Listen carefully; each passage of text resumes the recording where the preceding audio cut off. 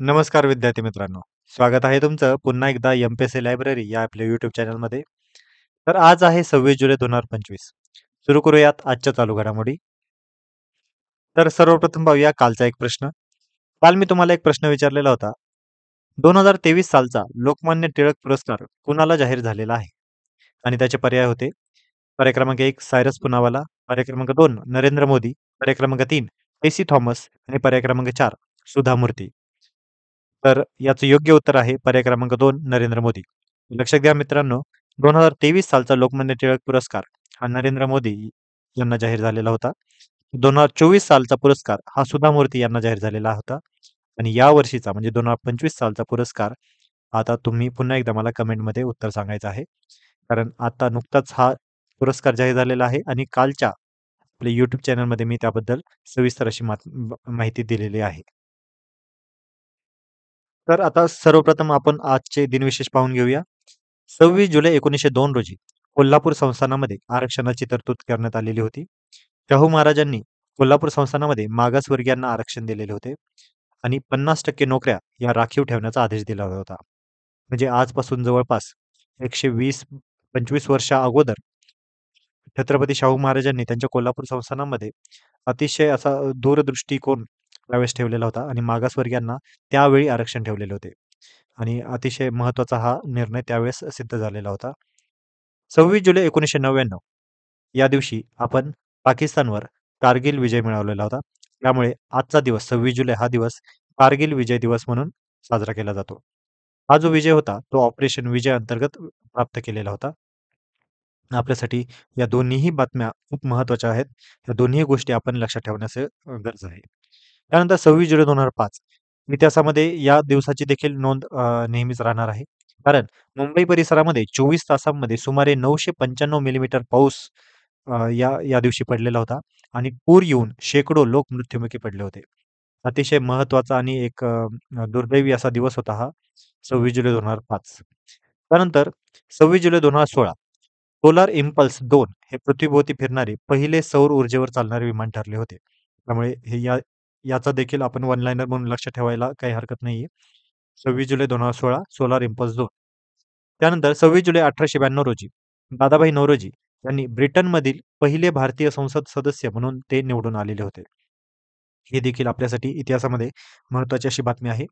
26 जुलै 1892 रोजी दादाभाई नौरोजी यांनी ब्रिटनमधील पहिले भारतीय संसद म्हणून संसद सदस्य म्हणून निवडून आलेले होते. तर ह्या होत्या आजचे दिनविशेष. आता सुरू करूयात आपल्या सविस्तर चालू घडामोडीला. वैष्णवी आडकरने जिंकले कांस्य पदक. अतिशय महत्त्वाची आणि महाराष्ट्राच्या दृष्टीने देखील एक अभिमानाची अशी बातमी म्हणजे पुण्याच्या वैष्णवी आडकरने आता इतिहास रचलेला आहे. जागतिक विद्यापीठ क्रीडा स्पर्धेमध्ये टेनिसमध्ये पदक जिंकणारी ही पहिली भारतीय महिला ठरलेली आहे. तिने या स्पर्धेमध्ये कांस्य पदक जिंकलेले आहे. जर्मनी येथे सुरू असलेल्या वर्ल्ड युनिव्हर्सिटी गेम्स यामध्ये महिला एकेरीच्या उपांत्य फेरीत तिला सामना गमवावा लागला आणि यामुळे तिला कांस्य पदकावर समाधान मानावे लागले. परंतु तिने या कांस्य पदकासोबतच आपला एक इतिहास असा रचलेला आहे आणि महाराष्ट्राचाच नव्हे तर देशाची देखील मान अशी उंचावलेली आहे. या स्पर्धेमध्ये तिने कांस्य पदक जिंकलेले आहे. लक्षात घ्या जागतिक विद्यापीठ क्रीडा स्पर्धा आहे त्या आणि या खेळाडूचं नाव आहे वैष्णवी आडकर. त्यानंतर पुढची एक अतिशय महत्त्वाची आणि इकॉनॉमिक्स या दृष्टीने महत्त्वाची अशी बातमी पाहूया. NVIDIA company. NVIDIA जगातील पहिली सार्वजनिक कंपनी बनली, ज्याचे बाजार मूल्य हे $4 ट्रिलियनच्या पार गेलेले आहे. अतिशय महत्त्वाची अशी बातमी आहे ही. कारण आपल्याला वन लाइनर म्हणून हा प्रश्न 100% विचारला जाऊ शकतो. त्यानंतर हा जो टप्पा होता, या NVIDIA कंपनीने गाठलेला, हा 10 जुलै 2025 रोजी हा टप्पा गाठलेला आहे. ही एक अमेरिकन कंपनी आहे. या कंपनीची स्थापना 1993 मध्ये जेन्सेन हुआंग हे यामार्फत झालेली आहे. जेन्सेन हुआंग, क्रिस मालाचोवस्की आणि कर्टिस प्रिम यांनी ही या कंपनीची स्थापना केलेली आहे. NVIDIA ही AI आणि GPU या चिप्सची अग्रगण्य निर्माता कंपनी आहे. फक्त 24 महिन्यांमध्ये NVIDIAने $1 ट्रिलियन पासून $4 ट्रिलियन पर्यंत वाढ झालेली आहे. आणि अतिशय महत्त्वाची अशी ही कंपनी ठरलेली आहे. याची आता सध्याची किंमत ही $164.10 प्रति शेअर इतकी आहे. आणि बाजूच्या चित्रामध्ये तुम्ही पाहतच असाल, की the world most highly valued companies आता नुकतीच जाहीर करण्यात आलेली आहे. हा ब्लूमबर्गचा रिपोर्ट आहे. तर यामध्ये आता तुम्ही पाहतच आहात, की NVIDIA या कंपनीने $4 ट्रिलियन चा टप्पा गाठलेला आहे. 2 नंबरवर आहे Microsoft कंपनी, 3 नंबरवर आहे Apple, 4 नंबरवर आहे Amazon, त्यानंतर 5 नंबरवर आहे Alphabet आणि नंतर Meta, Aramco, Broadcom आणि Berkshire Hathaway आणि शेवटला आहे TSMC. तर आपल्याला याचा सिक्वेन्स देखील माहिती पाहिजे. अतिशय सर्वच कंपन्या नाही, परंतु सुरुवातीच्या 3 कंपन्या तरी आपल्याला माहिती असणं गरजेचं आहे. पहिल्या क्रमांकावर आहे NVIDIA, जिने आता $4 ट्रिलियन चा गाठलेला आहे. दुसरा क्रमांक आहे Microsoft आणि तिसरा क्रमांक आहे Apple. त्यानंतर पुढची पुन्हा एकदा अतिशय महत्त्वाची आणि भारताच्या दृष्टीने अशी एक मोठी बातमी म्हणजे भारताचा आता पहिला एआय कॅम्पस आता स्थापन होणार आहे. आंध्र प्रदेशमध्ये भारताचा पहिला एआय कॅम्पस उभारला जाणार आहे. बिट्स पिलानी या शिक्षण संस्थेने हा एआय कॅम्पस उभारण्याचा निर्णय घेतलेला आहे. लक्षात घ्या, भारताचा पहिला एआय कॅम्पस कोणत्या ठिकाणी स्थापन होणार आहे असा देखील प्रश्न विचारला जाऊ शकतो.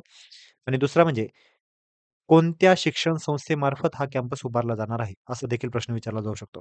तर दोन्ही गोष्टी मी आता सांगितलेल्या आहेत. हे जे हा जो कॅम्पस आहे, हे प्रोजेक्ट विस्तार अंतर्गत होणारे एक महत्त्वाचे पाऊल आहे. साधारण 1,000 कोटी इतका खर्च अपेक्षित आहे. अमरावती, आंध्र प्रदेश येथे 35 एकरांवर हा एआय कॅम्पस उभारण्यात येणार आहे. 2027 पर्यंत पहिली बॅच येथे सुरू होण्याची शक्यता आहे. त्यामुळे लक्षात घ्या, मी तुम्हाला आता दोन्ही गोष्टी ज्या परीक्षेच्या दृष्टीने विचारल्या जाऊ शकतात, त्या दोन्ही गोष्टी तुम्हाला सांगितलेल्या आहेत. आंध्र प्रदेशमध्ये भारताचा पहिला एआय कॅम्पस उभारला जाणार असून, हा बिट्स पिलानी या शिक्षण संस्थेमार्फत उभारला जाणार आहे. त्यानंतर पुढची पुन्हा एकदा एक अतिशय महत्त्वाची अशी बातमी, आय-पी-एस सोनाली मिश्रा यांच्या संदर्भात. आय-पी-एस सोनाली मिश्रा यांना रेल्वे संरक्षण दलाचे पहिले महिला डायरेक्टर जनरल म्हणून नियुक्त करण्यात आलेले आहे. नाव लक्षात ठेवा, सोनाली मिश्रा या 1993 च्या बॅचच्या आय-पी-एस अधिकारी आहेत. या मध्य प्रदेशच्या केडरच्या होत्या.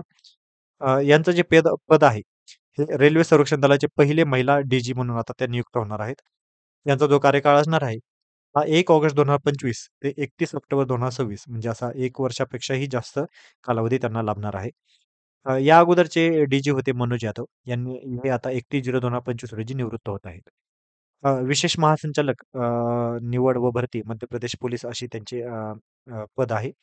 त्यांना विशिष्ट सेवेसाठी राष्ट्रपती पोलीस पदक, गुणवंत सेवेसाठी पोलीस पदक देखील मिळालेले आहे. भारत-पाकिस्तान सीमेवर बी-एस-एफ फ्रंटियरचे नेतृत्व करणारी पहिली महिला त्या आहेत. म्हणजे त्यावेळेस देखील त्यांनी इतिहास घडवलेला होता. बी-एस-एफ फ्रंटियरचे नेतृत्व करणाऱ्या पहिल्या महिला कोण? तर असा देखील प्रश्न विचारला तर लक्षात ठेवा सोनाली मिश्रा याच होत्या त्या. तर लक्षात घ्यावं, आय-पी-एस सोनाली मिश्रा आर-पी-एफ म्हणजे रेल्वे संरक्षण दलाच्या त्या पहिला महिला डायरेक्टर जनरल म्हणून आता नियुक्त होणार आहेत. बाजूच्या चित्रामध्ये तुम्हाला त्यांच्याबद्दलची एक हिंदीमध्ये देखील माहिती सर्व दिलेली आहे. देखील आपण माहिती असणं गरजेचं आहे. आता आर-पी-एफ म्हणजे काय? तर लक्षात घ्या रेल्वे प्रोटेक्शन फोर्स म्हणजेच रेल्वे सुरक्षा बल. बाजूच्या चित्रामध्ये तुम्ही त्याचा सिम्बॉल पाहू शकता. त्याचा लोगो देखील खाली दिलेला आहे. यशो लभस्व. अ, यात आर-पी-एफचं जे आहे, आर-पी-एफची स्थापना ही 1957 साली झालेली आहे.